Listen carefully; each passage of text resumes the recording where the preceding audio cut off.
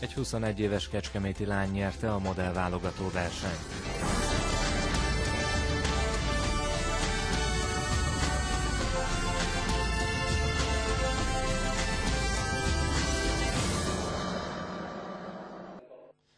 Tegnap este eldőlt, hogy ki előtt nyílhat meg akár a nemzetközi modellvilág is. Lezajlott ugyanis a The Next Model of Kecskemét verseny döntője az Erdélyi Ferenc Kulturális és Konferencia Központban. A versengést jó 4 hónappal ezelőtt hirdette meg a két szervező, Eran Tal, izraeli divatfotós és Kuna Valéria. A történéseket önök is figyelemmel kísérhették itt a kecskeméti televízióban, most következzen a döntés.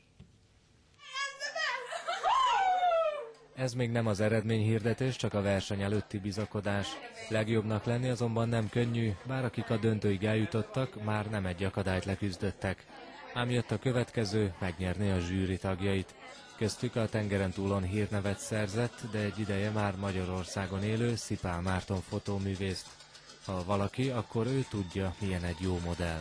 Amerikába kimentem, az volt az első zseppénzem, hogy modelliskolába tanítottam.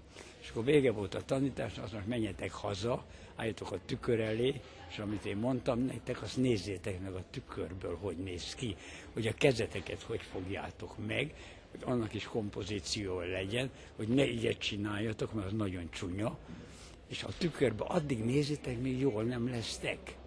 És ha megvolt az első lecke, jöhet a második, az adottságok.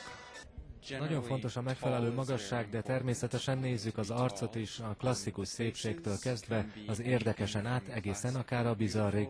Avat be a részletekbe a világ talán legismertebb londoni modellügynökségének vezetője. És hogy mindezeknek az elvárásoknak kifelelt meg leginkább?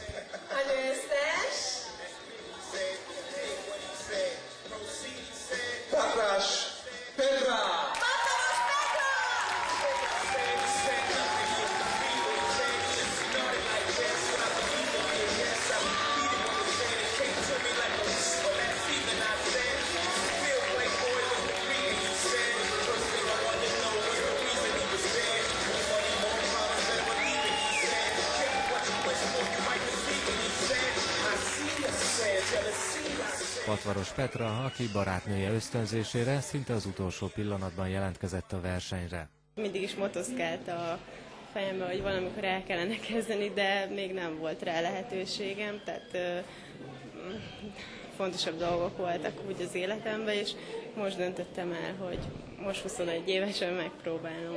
A lehetőség most már adott, hiszen a győzelemnek köszönhetően az elkövetkező időszakban számtalan fotózáson, divat bemutatón vehet részt az újdonsült modell.